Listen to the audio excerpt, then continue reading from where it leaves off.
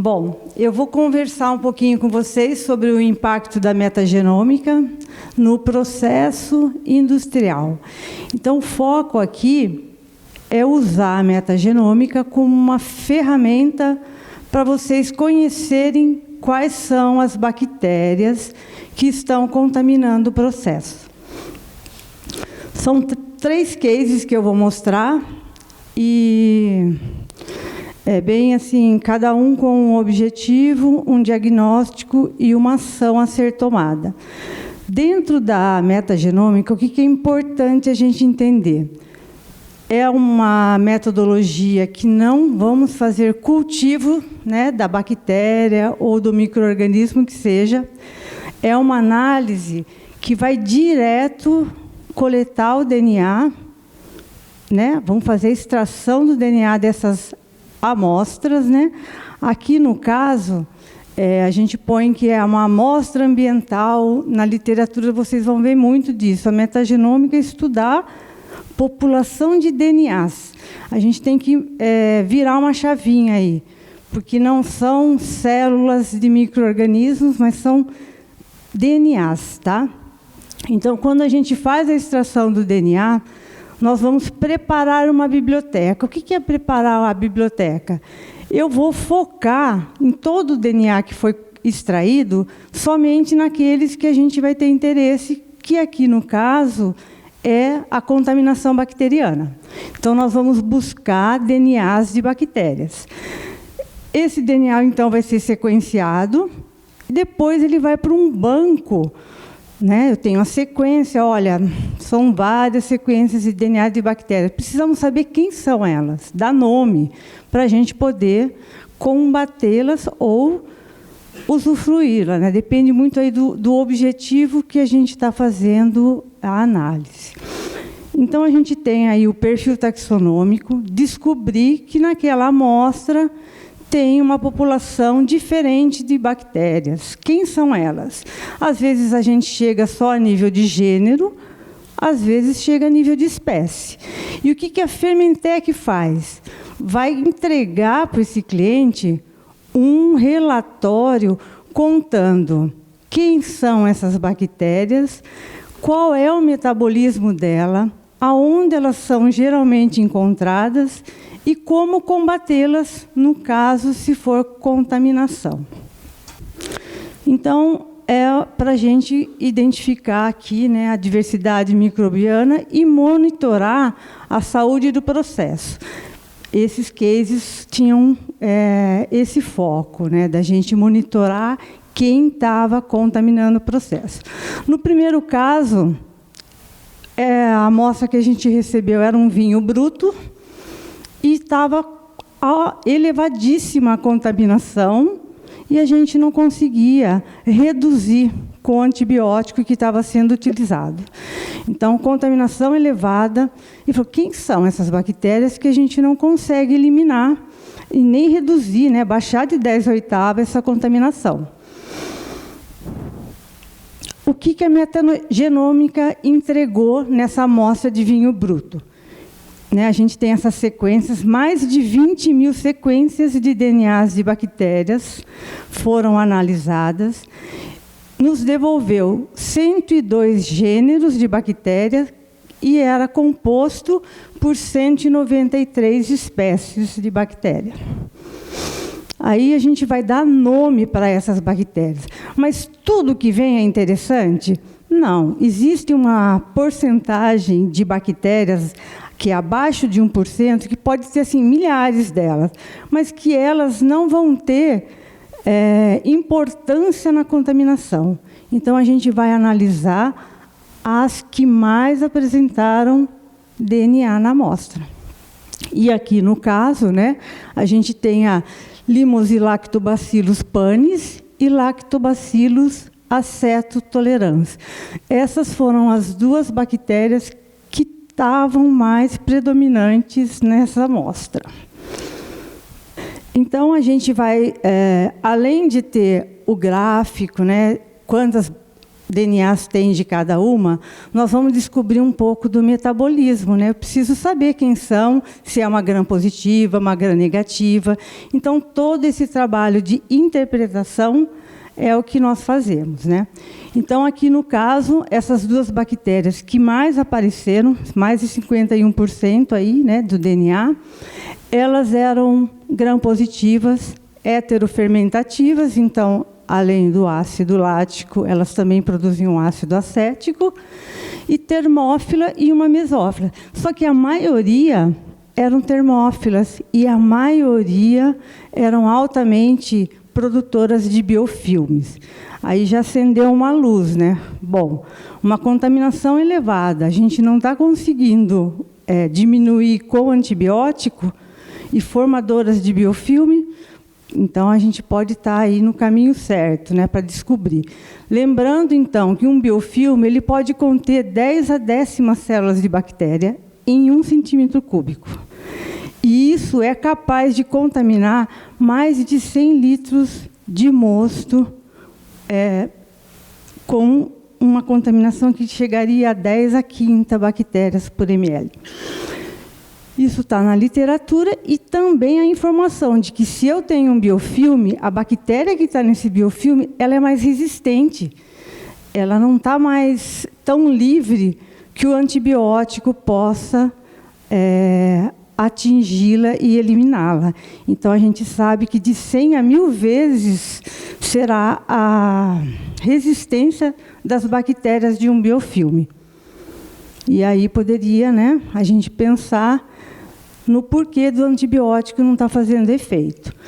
Então, o que a gente teve? Um diagnóstico, né, que tinha no vinho, a resposta da metagenômica, a complementação de toda quem são as bactérias e o que elas podem causar, e as ações a serem tomadas, né? O que eu faço com esse resultado, né? Então, aí tinha que intensificar a higienização das dornas, né? Verificar locais que tinham formação de biofilme e, no caso de várias bactérias que a gente encontrou, elas eram resistentes, né? sensíveis à virginemicina. Então, houve aí uma ação de vou trocar o antibiótico, posso aumentar a dose, lembrando do biofilme, né? E também, algumas dessas bactérias elas eram sensíveis ao estresse oxidativo. Então, a aplicação de um hipoclorito de sódio na água já aliviava no tratamento do fermento, eliminando algumas das bactérias que poderiam estar depois indo para a fermentação. E o segundo caso, né? Aqui, eles queriam saber de onde vinha a contaminação. Então, a gente não recebeu só uma amostra, mas foram 3 amostras, né? Aqui, no caso, foi de mosto, né? Melaço, mosto e vinho. Vou rastrear se a minha bactéria do vinho veio do melaço, né? Esse era o objetivo, a gente descobrir de onde veio. Então, quando a gente tem o resultado da metagenômica, esse gráfico que veio era para indicar quais eram os gêneros de bactérias mais predominantes. Lembrando que era uma proporção de DNA, né? Então, no caso que eu estou marcando ali, a gente vê no melaço essa cor alaranjada representando as esfingomonas. E era uma bactéria que não ia aparecer no mosto e nem no vinho. Né? A maior proporção da bactéria do mosto não estava no melaço, não estava no mosto e nem no vinho. Aí nós fomos para o nível de espécie. Dentro desses gêneros, quais são as espécies? Porque a gente sabe que varia, né, uma espécie da outra em comportamentos. Então, aqui no melaço, a gente tem as espécies de esfingomonas, no mosto e no vinho, predominando a Limonus e lactobacillus, né? Tanto fermento quanto mucosae, a Reutere. Isso é o que o programa nos entrega, né? Depois a gente vai fazer o ranking de todas, quais são as mais importantes. a Lactobacillus, né, era a bactéria que baixa concentração no melaço, no mosto, mais o vinho elevado. Outra que a gente mais encontra de todas as amostras que a gente tem recebido é a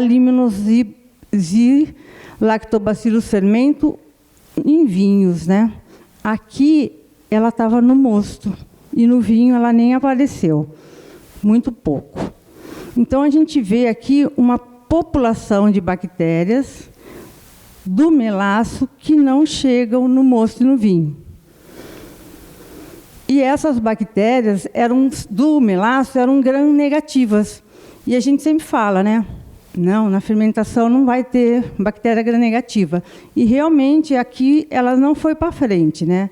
Não resistiu aí nem na formação do mosto, nem na presença aí de leveduras e outras que estão no vinho. Então a gente teve que da onde vem a minha contaminação? Não era do melaço, mas do mosto para o vinho, sim. Nós encontramos as mesmas espécies, só que em diferentes proporções.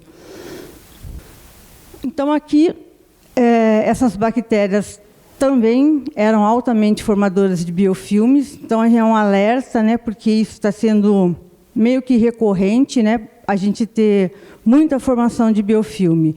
E o que aconteceu nesse case aqui nosso?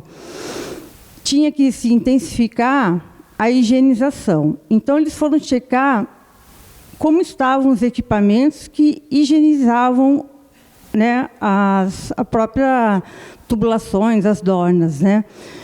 E descobriram que os bicos orbitais, né, onde lavam os tanques, os sprays, né, eles estavam num tempo de funcionamento menor do que o recomendado, porque a gente fala de 10 a 15 minutos, né, passar flegmassa, algo quente, e aqui ele estava descalibrado. Então, provavelmente entrou essas bactérias via uma má limpeza e higienização. Bom, aqui é o último caso, né? É onde a gente mais recebeu amostras. Então, no primeiro caso, era só vinho bruto, depois veio melaço, mosto e vinho bruto. Aqui, desde água, caldo clarificado, xarope, melaço, mosto quente, mosto frio e vinho. Então, aqui eles queriam realmente uma rastreabilidade dos micro-organismos. Quem estão no meu processo? Vou realmente conhecer, vamos dar nome e saber o que podem ou não causar. Então, aqui é o panorama geral, né, do resultado e quais eram as espécies, né? A gente recebe sempre gêneros, espécies, e vamos fazendo um funil para descobrir, então, se as bactérias, de onde elas vêm, se uma contamina o outro ou não. Então, as cores aí representam, né, as bactérias que estão vindo aí do processo. Aqui o verdinho, né, ó, caldo, o clarificado, xarope, mel, mosto, a gente tem bacilos, né? Aqui no mosto, do mosto quente para o mosto frio, houve uma mudança muito drástica da população de bactérias, né? Tendo aí a Lactobacillus fermento predominando no mosto frio. Aí, aqui a gente então faz um limpa-trilho, bactérias menores, aí, DNAs com menos de 1% não vamos considerar. E dentre as mais principais, qual que eu tenho que realmente dar atenção, me preocupar com essa porcentagem de contaminação, né? Aqui, no caso, eu destaco que está no mosto frio, que foi aparecer no vinho, né? Então, a gente tem elevada concentração de lactobacilos no mosto frio e no vinho. Bacilos ficou ali, né, no mel, no mosto quente. A gente sabe que são bactérias que formam esporos, né? Então, são mais resistentes a outros tipos de matéria-prima. E a Lactobacillus são as bactérias que também estão em maior concentração no mosto frio e foram para o vinho também, né? O vinho bruto, né, onde a gente tem tudo que passa pela fala, bom, finalzinho lá é a fermentação, aonde a gente vai realmente se preocupar, às vezes, com a contaminação, né? É a hora que está ou floculando, né? Ou o antibiótico não está funcionando. Então, é importante a gente aqui discutir e ver que essas bactérias que mais predominaram, né, no vinho bruto, nesse caso, era uma homofermentativa. Ela não produzia o ácido acético, somente o ácido lático, né? E eram termófilas, né? Também formadoras de biofilmes e que tinha aqui no mel e no mosto quente. A gente já percebe que no quente, né, e o mel, aí os bacilos, como eu comentei, são bactérias formadoras de esporo, resistente a temperaturas. Então, atenção para isso. O mosto frio, liminolactobacillus fermento, que a gente foi encontrar depois no vinho, né? Então, a gente tem uma diferença do que tem no mosto quente para o mosto frio em proporções de DNAs dessas bactérias.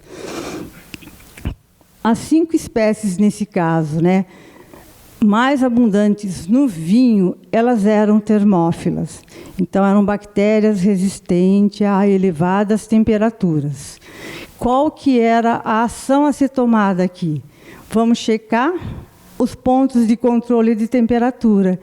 E, nesse caso, a Dorna, onde foi amostrada o nosso vinho bruto, que foi como amostra para a gente conhecer a metagenômica, estava com o medidor de temperatura alterado. Então, dava uma temperatura, mas era outra. Então, eles não tomavam ação por não saber qual era a temperatura real que estava aqui. Mas é assim, descobriu, já foi lá, né, para resolver esse problema. Então, o que a metagenômica, o que a Fermentec gostaria de deixar aqui para vocês, né? Usem essa ferramenta, é uma ferramenta que eu queria aqui desmistificar, né? Às vezes falo, nossa, metagenômica, o negócio não é complexo. Deixa a complexidade para a gente resolver, né? Manda a amostra e a gente vai analisar e dá para vocês o nome dessas bactérias, né? E qual produto ou não que vocês podem usar ou qual ação deve ser tomada dentro do seu processo, né? Então, tem 1000 utilidades da metagenômica. A gente acaba recebendo amostras de lodo, né? Tem hoje um mundo para a gente conhecer no etanol de milho, né? Quantas bactérias será que vão para o DDGE, que vai para o boi, né? Quem são elas, né? É um novo mundo para a gente também conhecer. Então, eu queria deixar o recado aqui para vocês, né, estarem em conjunto com a gente para a gente poder descobrir aí quais são as bactérias, né? Hoje, na Fermentec, né, nós temos 2 geneticistas, né, o Mário e a Marina, que eles respondem por essa área, né? Então, assim, não se preocupem com a metagenômica. A gente dá um relatório que vocês nem imaginam aí o que esses 2 aprontam, viu?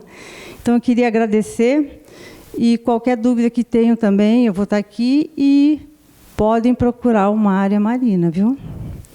Bom, acho que já está perfeito, hein? Obrigada, gente.